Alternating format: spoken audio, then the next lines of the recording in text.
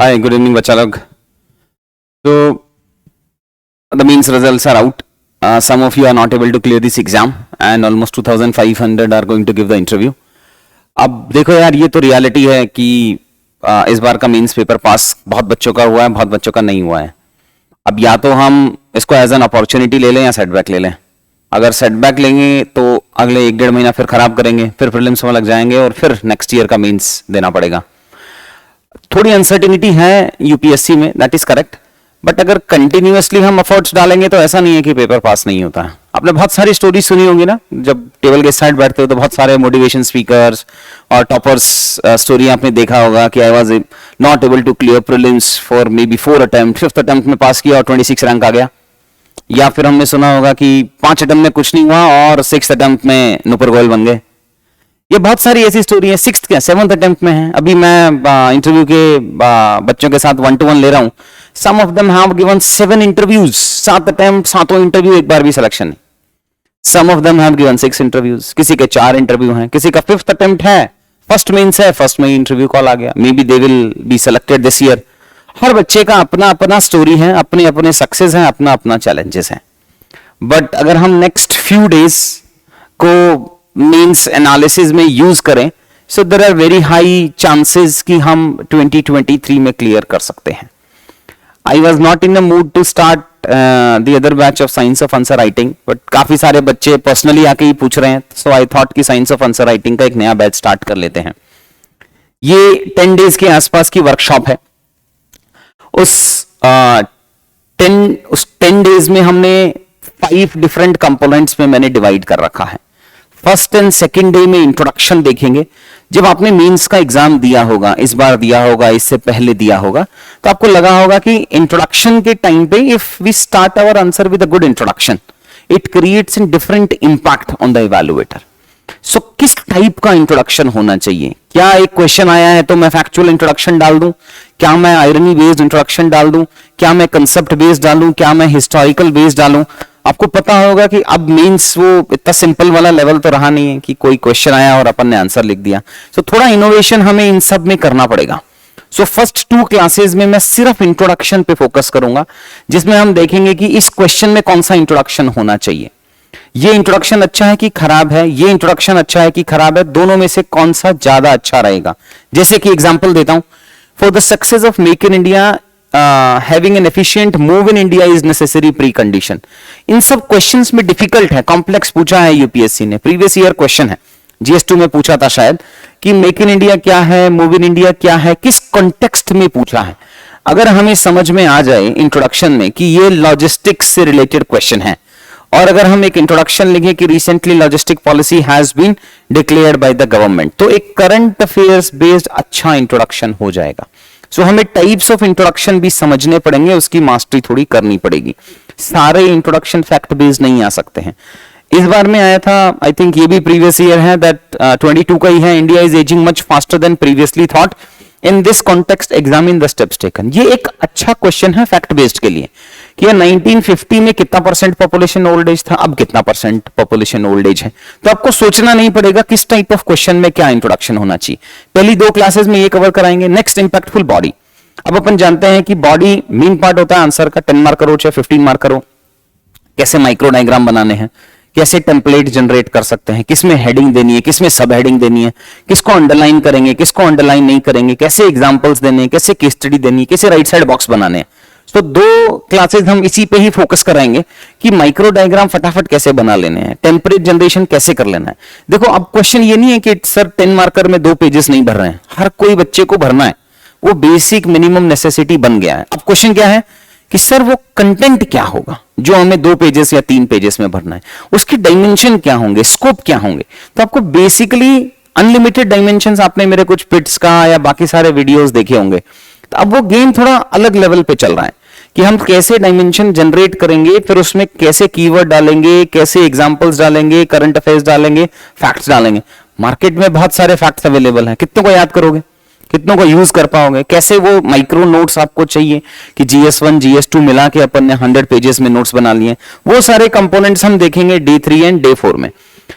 ये क्वेश्चन है for the success of make in India, कैसे पार्ट्स एंड सब पार्ट्स में अपने को डिवाइड करना है, क्या यूपीएससी ने डायरेक्टली पूछा है और क्या रीड बिटवीन द लाइंस करके we can fetch extra half marks और 1 मार्क्स। फिर 5 और 6 में टेम्पलेट जनरेशन करेंगे। देखो आपको पता होगा जैसे प्रीलिम्स के अंदर कुछ क्वेश्चंस रिपीट होते हैं और कुछ क्वेश्चन हम प्रेडिक्ट कर सकते हैं। सिमिलरली मेंस में क्वेश्चन प्रेडिक्शन इजी है कि आपको पता है एग्रीकल्चर से 4 क्वेश्चन आने वाले हैं। अब वो चाहे बेनिफिट्स ऑफ फूड प्रोसेसिंग पूछ ले, या बेनिफिट ऑफ मिल्क वाला कुछ पूछ ले, डेयरी फार्मिंग पूछ ले, या बेनिफिट ऑफ सागरमाला पूछ ले, भारतमाला पूछ ले, एनर्जी पूछ ले, रेलवे पूछ ले। आपको टेम्पलेट समझने पड़ेंगे कि अगर एग्रीकल्चर का नीड पूछा है, फूड प्रोसेसिंग का पूछा है, डेयरी सेक्टर का पूछा है, तो पॉइंट्स अपने को सेम ही रखने हैं। अगर इंफ्रा पूछा है तो सेम ही रखने हैं।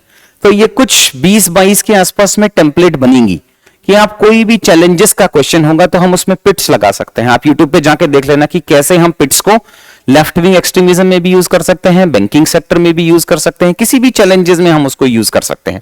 सो इन टेम्पलेट्स को यूज कैसे करना है, कि कैसे हम किसी भी वल्नरेबल सेक्शन में, अगर वुमेन का क्वेश्चन आया है वो भी वल्नरेबल है, ओल्ड एज का आया है वो भी वल्नरेबल है, SC/ST का आया है वो भी वल्नरेबल है, जो भी वल्नरेबल सेक्शंस हैं, चाइल्ड का आया है तो भी है, माइग्रेंट लेबर है तो भी है, कैसे सारे वल्नरेबल सेक्शंस के चैलेंजेस का, बेनिफिट्स का, नीड्स का सेम टेम्पलेट में हम पॉइंट जनरेट कर सकते हैं। सो ये 5th और 6th में कराएंगे ताकि फटाफट आंसर लिख सकें।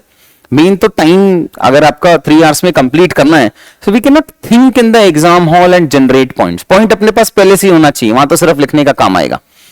जैसे elaborate the scope and significance of food processing, अगर यहां फूड प्रोसेसिंग के अलावा एग्रीकल्चर का कोई भी टॉपिक आया होता, जैसे फूड प्रोसेसिंग को छोड़ के डेयरी इंडस्ट्री पूछ लिया उसने, फिशरीज पूछ लिया उसने, सबके सेम ही पॉइंट मिलेंगे यार, सबके सेम ही आंसर्स जाने वाले हैं। जैसे प्रीलिम्स में तुम जुगाड़ लगाते हो ना कि यार अगर क्वांटिटेटिव टूल्स में CRR इंक्रीज करेंगे तो मनी सप्लाई पे क्या होगा, SLR इंक्रीज करेंगे तो क्या होगा, बैंक रेट करेंगे तो क्या होगा, रेपो करेंगे तो क्या, सेम आंसर आता है। वैसे ही इन सब में कुछ भी पूछेगा, पॉइंट सब हेडिंग्स हमारे सेम ही रहेंगे। ये है जैसे एग्रीकल्चर का हमने ये टेम्पलेट बना दिया, अब उसी एग्रीकल्चर के टेम्पलेट से हमारे सारे पॉइंट्स जनरेट हो जाएंगे। 7th एंड 8th डे में हम कंक्लूजन लिखेंगे। मेजर प्रॉब्लम बच्चे का रहता है कंक्लूजन, बिकॉज जितना आता है उतना तो बॉडी में इंट्रो में लिख के खत्म कर दिया। अब कंक्लूजन क्या करता है, कंक्लूजन में लिखेगा सर्वश्रेष्ठ Bharat, $5 trillion economy, SDG goals, कितने में लिखोगे? तो इसका मतलब यहां हमें कुछ कीवर्ड्स यूज करने हैं, फ्रॉम एंड टू का कंपोनेंट्स लेके आना पड़ेगा, इसमें हमें कुछ कमिटीज देखने पड़ेंगे। सो ये सारे कंपोनेंट्स जो है, कैसे एक अच्छा कंक्लूजन लिखना, बिकॉज लास्ट 3 लाइन जो इवैल्यूएटर पढ़ रहा है उसी के बाद तो मार्क्स देगा ना, पहले तो मार्क्स देगा नहीं।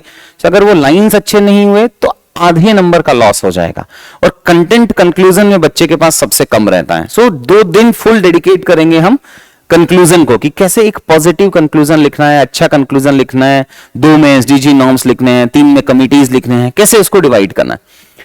फॉर एग्जाम्पल ये क्वेश्चन है, जल्दी जल्दी बता देता हूं मैं, कि north eastern region of India has been infested with insurgency for a very long time, previous year analyse the major reasons. तो हम इसमें पैरामिलिट्री पनीशिया का एक कीवर्ड यूज करते हैं, डायलॉग नेगोशिएशन एंड एक्शन का एक कीवर्ड यूज कर सकते हैं। Similarly, paradoxically, development has served as both a cause for a rise of left-wing extremism and also a solution. यहाँ पे हम कीवर्ड यूज कर सकते हैं inclusive growth as an antidote. यहाँ हम यूज कर सकते हैं breaking the cycle of the violence. So keyword की 150-200 कीवर्ड होते हैं यार, उन्हीं को क्रैम करना है, उन्हीं को आंसर में लिखना है।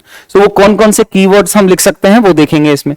फिर what are the reformative steps taken by the government to make the marketing of agriculture produce more effective? यहाँ लगाएंगे whole of the country approach, because agriculture को productive बनाने के लिए we not only need center and state, we also need local bodies, we also need private entities, private corporates, farmers. So whole of the country approach लेके आना पड़ेगा आपने। और फिर एक तो कीवर्ड चल ही रहा है one nation one market. So one nation one dash चल रहा है ना आजकल, one nation one grid, one nation one election, one nation one this, बहुत सारा चल रहा है अपने पास, तो वो वाला कीवर्ड अपन यूज कर सकते हैं इसमें। एंड लास्ट में हम यूज करेंगे इन सब को लेके आने के बाद कि टोटल अब फुल आंसर कैसे लिखना है उससे। सो स्टार्टिंग में जब आप ज्वाइन करेंगे ये कोर्स, मैं आपको एक टेस्ट दूंगा, उस टेस्ट में आप अपने आंसर्स लिखेंगे कि वो प्रेजेंट डे ऑफ आपका प्रिपरेशन बताएगा, और जब आप ये कंप्लीट करेंगे 10 डेज की वर्कशॉप, उसके बाद भी आपको कुछ क्वेश्चंस मिलेंगे, so that we can figure out कि इतना मुझे वैल्यू एडिशन इस 10 डेज की वर्कशॉप से मिल गया है। सो ये बैच स्टार्ट हो रहा है 19th ऑफ दिसंबर से, ओरिएंटेशन है 19th को। सो 19th को मिलते हैं। You can bring your answer copies. अगर आपने इस बार मेंस लिखा है तो आपने कहीं टेस्ट सीरीज ज्वाइन किया था, कुछ खुद से टेस्ट लिखा होगा, आप वो आंसर कॉपीज लेके आ सकते हो। आप वो मुझे दिखा सकते हो कि सर इस तरीके का आंसर है। देखो मेहनत करनी है तो अभी टाइम है, वरना तो फिर कंपटीशन में एज तो तभी मिलता है ना, in the month of March April. तब तुम भी प्री में 10 घंटे दे रहे हो, वो भी प्री में 10 घंटे दे रहा है, वो सारे 6 लाख बच्चा दे रहा है। और प्री के खत्म होने के बाद नेक्स्ट प्री और मेंस में वो 12,000 बच्चे पढ़ रहे होंगे जो आप पढ़ रहे हो, या 10,000 बच्चे पढ़ रहे होंगे। सो ये नेक्स्ट 1.5 मंथ्स बहुत जरूरी है यार। अगर वेस्ट कर दिया तो फिर उसी साइकिल में घुस जाएंगे अपन। सो अनफॉर्चुनेटली मींस नहीं हुआ है, but that is not the end of the life यार, अगले साल निकाल लेंगे। अब if you will ask any of your friend who is already into services और उसका 4th अटेम्प्ट में हुआ था, आस्क हिम और हर जो ऑलरेडी आप एसडीएम है या एडीसी है कि अगर सेकंड में होता तो क्या होता? कुछ नहीं होता। Ultimately what matters is to clear the exam. अगर आप, बहुत सारे बच्चे आते हैं कि प्रीलिम्स नहीं हुआ तो प्रीलिम्स के बाद 1.5 महीना पढ़ाई नहीं किया, 2 महीना पढ़ाई नहीं किया, टेस्ट सीरीज ज्वाइन किया पे छोड़ दिया। Similarly goes with the mains candidate कि सर मेंस क्लियर नहीं हुआ तो 2 महीने तो मैं डिप्रेशन में चला गया। अब डिप्रेशन, आप सोचो आप एसडीएम बन गए हो, आईएएस बन गए हो, उसके बाद कोई एक इवेंट हुआ तो उसके बाद 2 महीने डिप्रेशन में जाना अफोर्ड कर पाओगे क्या? ट्रांसफर हो गया, पोस्टिंग हो गया, चार्जशीट हो गया, गलती नहीं है आपकी फिर भी हो गया, तो क्या करोगे? डिप्रेशन में जाओगे? नहीं जाओगे ना। सेम गोज यार, लाइफ तो चलती चली जाएगी यार। सो अगर आपको प्रिपरेशन करना है तो डोंट वेस्ट टाइम, वो सिंपल आपको काम करना पड़ेगा। मेहनत करते हैं, एफर्ट्स डालते हैं, पेपर पास क्यों नहीं होगा? होता ही है, बच्चों का तो हो ही रहा है ना, आपका भी होगा यार। 19 को मिलते हैं ओरिएंटेशन में। मीन टाइम में अगर आपको कुछ आंसर्स एंड ऑल से रिलेटेड कुछ फीडबैक चाहिएगा, आप ऑफिस में आ सकते हैं। मैं अवेलेबल यूजुअली आजकल रह रहा हूं इंटरव्यू वाले बच्चों के लिए, बट अगर मुझे टाइम मिलेगा तो आपको 15-20 मिनट्स का आप अपॉइंटमेंट ले लेना। I can give you the feedback related to your mains. Thanks, bye.